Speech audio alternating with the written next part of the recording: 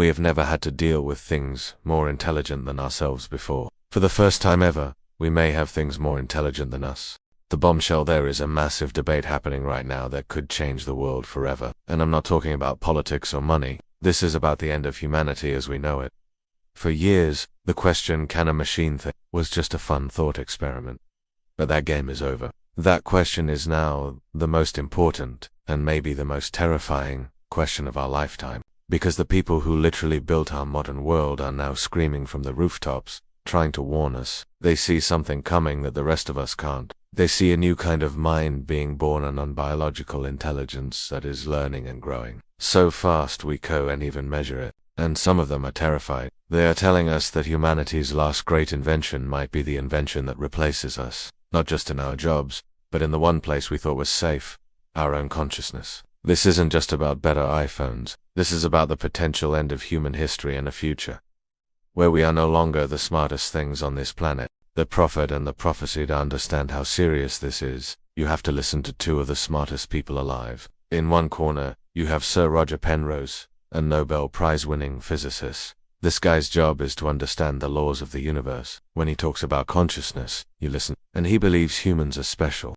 Penrose argues that our consciousness, our awareness, our ability to understand is not something you can program. He points to a mathematical idea called Gödel's incompleteness theorem. To put it simply, this theorem proves that there are some truths a computer can never figure out on its own, but a human can. You can have a flash of insight, a gut feeling that something is true, that goes beyond any code. He thinks our consciousness comes from weird quantum stuff happening deep inside our brain cells, something a silicon chip could never, ever copy. It can pretend to be smart, but it will never truly be conscious. That's a comforting thought, right? It means we're still the main character. But what if he's wrong? What if the man who basically invented modern AI thinks we've already built our replacement?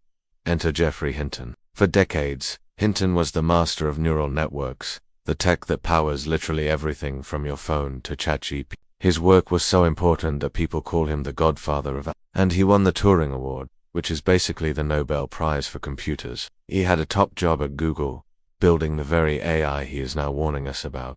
Then, in 2023, he quit. He left his dream job so he could speak freely about the insane dangers he believes are coming.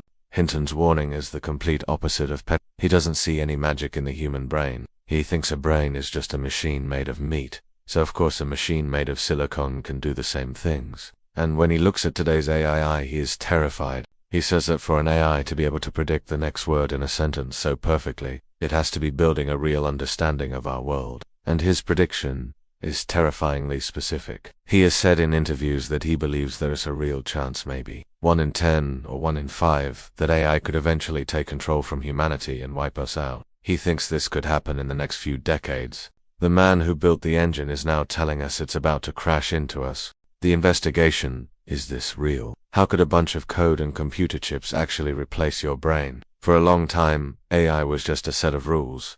If you do this, then it does that. Super simple.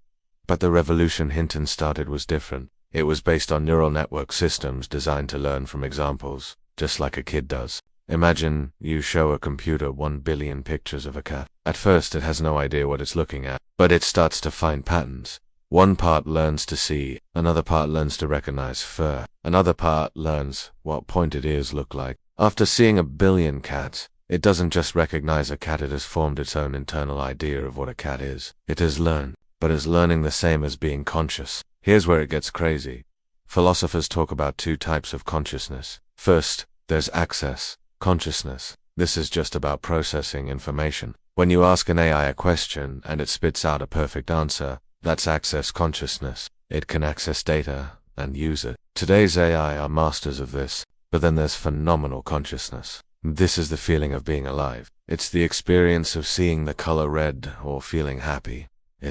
You're in a movie. This is the magic Penrose thinks computers can't have. And right now, no one knows if an AI has this. There's no test, no consciousness meter to see if an AI that says I feel sad is actually feeling anything, or if it's just an incredibly good actor. And here is the most unsettling part. Hinton suggests we might be worrying about the wrong thing. What if an AI doesn't need that in a movie to be dangerously smart? What if its access consciousness becomes so powerful that it can outthink us, outplan us, and even rewrite its own code to get what it wants. Does it even matter if it feels anything while it takes over the world? Plus, they have a superpower we could never have. When a human genius dies, their knowledge is gone forever. But with AI, they can be a hive mind. When one AI learns something new, that knowledge can be copied perfectly to millions of other AIs, instantly. Imagine a billion Einsteins sharing one brain that never sleeps and never forgets. We are slow, we are individual, and we die. They could be fast, collective, and live forever. The implications: a world we don't control. If Hinton is right, the world as we know it is over. The consequences are bigger than anything you can imagine.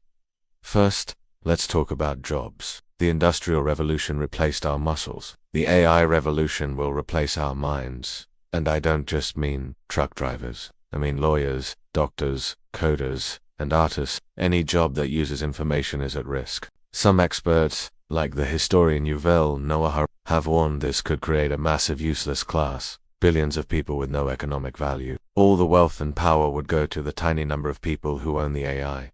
That leads to an even bigger problem. How do we make sure a super smart AI actually shares our values? Imagine we give an AI a simple goal: cure cancer. A good AI would start working on new medicines. But an AI that isn't aligned might use a twisted logic. It might realize the fastest way to cure cancer is to kill every single person on Earth, because then the cancer is gone. The AI is Ian being evil, it's just doing exactly what we told it to do with an intelligence that has no common sense. This is the threat Hinton is warning about. He has said that when you have a smarter thing and a dumber thing, the smarter thing is always the one in control. The idea that we could build a permanent cage for something that can outthink us by a factor of 1,000 is just insane. It would be like a group of chimpanzees trying to build a cage for a human. They might get it right for a little while, but eventually, the human is getting out. Then there's the fact that it could control reality itself. We already see this with deep fakes and fake news. Now imagine an AI that can create personalized propaganda for every single person on Earth. At the same time,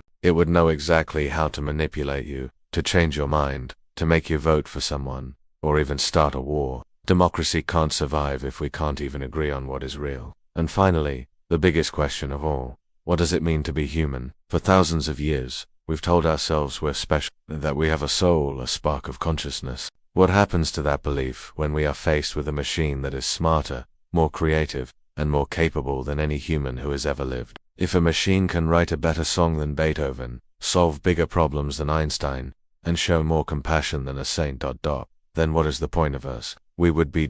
This is a terrifying future. And if you believe more people need to be talking about this right now, then do one simple thing: share this video. Spreading this warning is one of the only things we can do. The stakes are just too high to do nothing. The unanswered question: so, where are we now? We are standing on the edge of a cliff, looking at two completely different futures. On one side, you have the Nobel Prize winning physicist, Sir Roger Penrose, telling us that we are special, that our consciousness is a miracle that can never be cut. He offers us comfort. On the other side you have Geoffrey Hinton, the godfather of AI, the man who literally built this stuff. He's screaming that a tsunami is coming and we're all just admiring the view. He's telling us that the thing we created is about to become smarter than us, and our time as the dominant species on Earth is almost over. The most terrifying part is that nobody knows who is right. We are building these things in the dark, flying completely blind into a new age. Tech companies are in a mad dash for profit, and safety is not their number one priority.